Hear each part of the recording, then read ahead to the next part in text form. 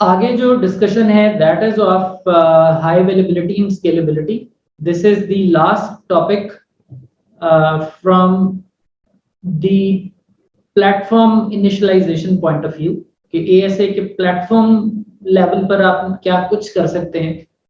उस सीरीज का ये आखिरी सेशन होगा और इसके बाद वो जो एडाप्टिव सिक्योरिटी एल्गोरिदम है हम उसकी तरफ वापस लौटेंगे और उसके अंदर मजीद एनहांसमेंट्स जो हैं बस उन पर फोकस करेंगे.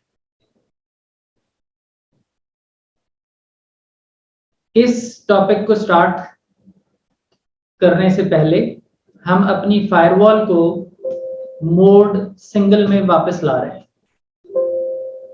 क्यों मोड सिंगल में वापस ला रहे हैं? क्योंकि अब हमें दो फायरवॉल्स के दरमियान एक्टिव स्टैंड बाय सिनेरियो से स्टार्ट करना है. उसको कंप्लीट करने के बाद फिर दोबारा एक्टिव सिनेरियो में जाने के लिए कॉन्टेक्स्ट बनाएंगे, फिर वापस आएंगे कॉन्टेक्स्ट में. बट अभी हमने अपनी फायरवॉल को वापस मोड सिंगल की इंस्ट्रक्शन दे दी है. So let it reboot and come back and till then we discuss high availability and scalability.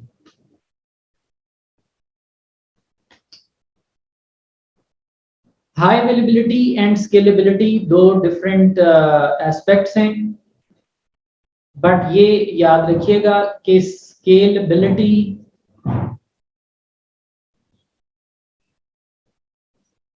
का जो फीचर है उसके अंदर एक सबसेट है हाई अवेलेबिलिटी.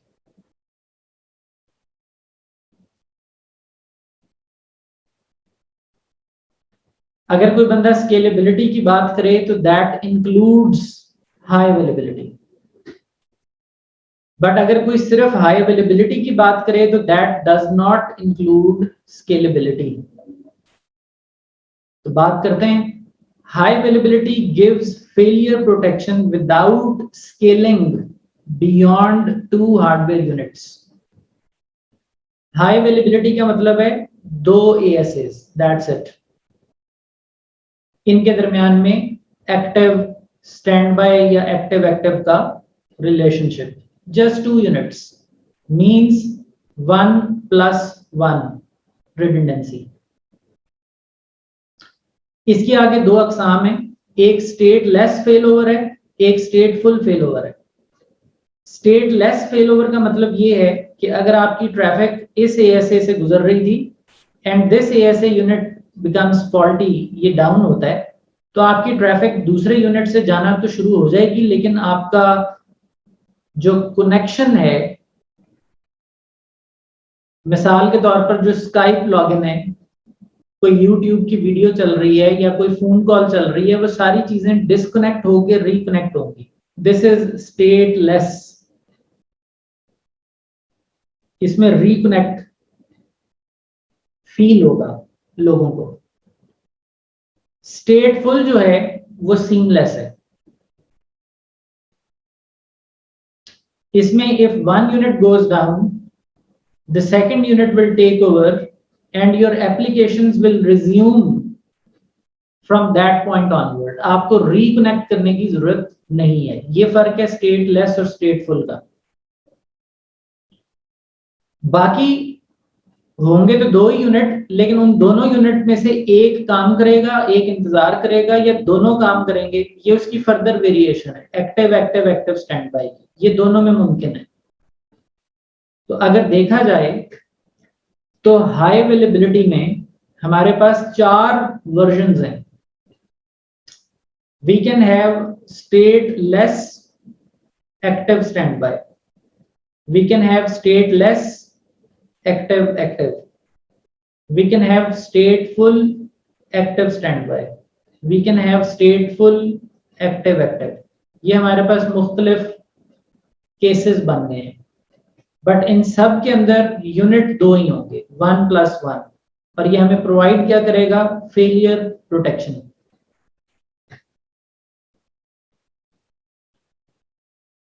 दूसरा जो फीचर है स्केलेबिलिटी का, ये लग्जरी फीचर है और ये लाइसेंस भी मांगता है. इसकी कॉस्ट है. Scalability feature preserves benefits of high availability, यानी ये हाई अवेलेबिलिटी के बेनिफिट तो आपको देगा ही कि एक यूनिट डाउन हो तो दूसरा टेकअप कर ले, but it combines up to 16 identical ASA units together to form one big unit for combined traffic processing. Switching की दुनिया में जिस तरह क्लस्टरिंग होती है या स्टैकिंग होती है, बिल्कुल उसी तरह। तो क्लस्टरिंग के अंदर हाई अवेलेबिलिटी शामिल है, साथ ही साथ परफॉर्मेंस अपग्रेड भी है। आप 16 आइडेंटिकल हार्डवेयर मॉडल्स को आपस में ग्रुप अप करके उनकी हॉर्स पावर को कंबाइन कर सकते हैं, that is called clustering.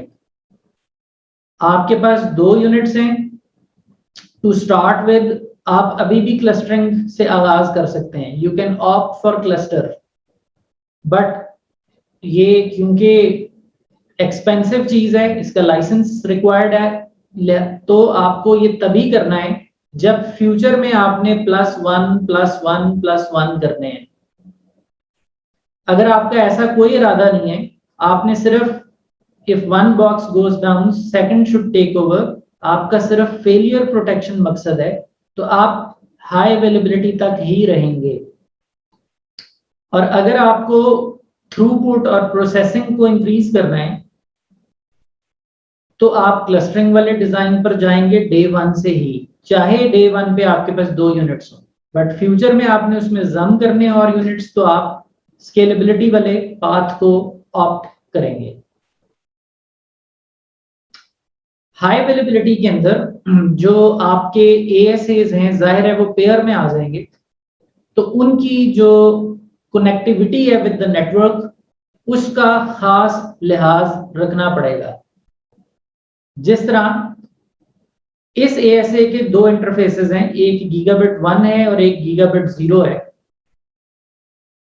So for example ये हमारा प्राइमरी यूनिट है, इसमें भी 2 इंटरफेसेस हैं, और ये हमारा सेकेंडरी या स्टैंड बाय यूनिट है। We are talking about active standby failover design. तो इसमें जो गीगाबिट 0 है वो एक यूनिट का और दूसरे यूनिट का गीगाबिट 0, ये एक कॉमन लेयर 2 में जाना चाहिए। This has to be a common layer 2 segment. Cabling इस तरह जरूरी है। इसी तरह इसकी बात करें इंटरनल साइड की, तो it has to be plugged into a common layer 2 segment. Reason being, इन इंटरफेसेस ने एक दूसरे के साथ हेलो एक्सचेंज करने होते हैं, इनके दरमियान एक खास सिग्नलिंग रन होती है, so they should be able to talk to each other, they must be in a same broadcast domain. आप ये नहीं कर सकते कि आप ये वाला जो इंटरफेस है वो एक स्विच में लगा दें, ये वाला इंटरफेस आप दूसरे स्विच में लगा दें, और इन स्विचेस के दरमियान कोई कनेक्शन ना हो।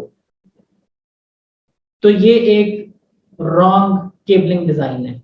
You need to have an uplink between these 2 switches so that they become one LAN segment.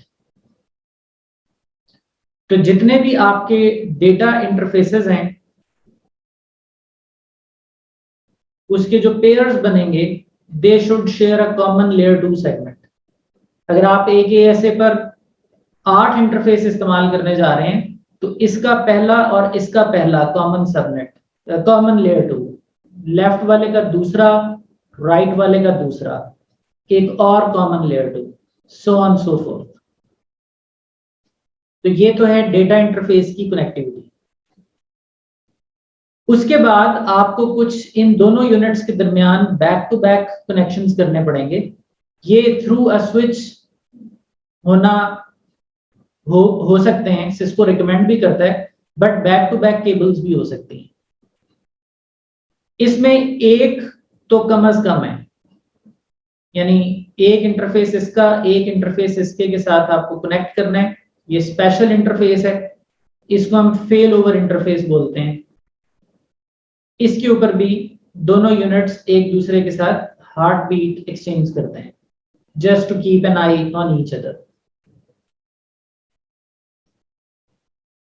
इसके बाद ये जो दूसरा इंटरफेस आपको नजर आ रहा है इन दोनों यूनिट्स के माबैन लगा हुआ, ये है स्टेटफुल इंटरफेस। हमने बात की थी कि इंटरफेस जो हाई अवेलेबिलिटी है इसमें स्टेटफुल फेलोवर भी होता है।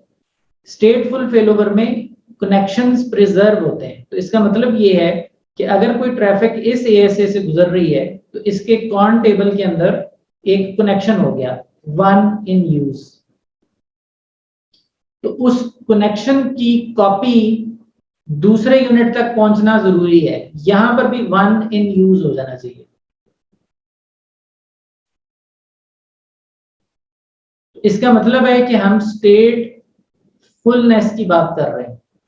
जो कनेक्शन यहां एस्टेब्लिश हो उसकी एग्जैक्ट कॉपी यहां भी बन जाए।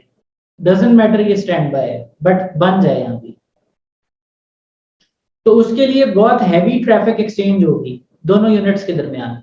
रिकमेंडेड है कि उसके लिए एक सेपरेट फिजिकल इंटरफेस इस्तेमाल किया जाए ताकि उसके ऊपर वो कनेक्शन टेबल की इंफॉर्मेशन, नेट टेबल की इंफॉर्मेशन वो एक्सचेंज हो रही है।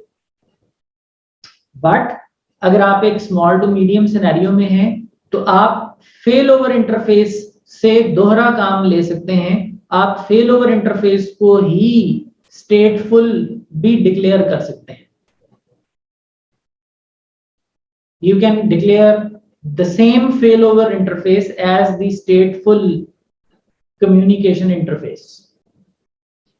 बट इस डिजाइन में आपको आइडियल मोस्ट सिनेरियो बताया गया है जिसमें स्टेटफुल का अलग इंटरफेस है, हार्ट बीट का अलग है और हर डेटा इंटरफेस पेयर में कॉमन सेगमेंट में है।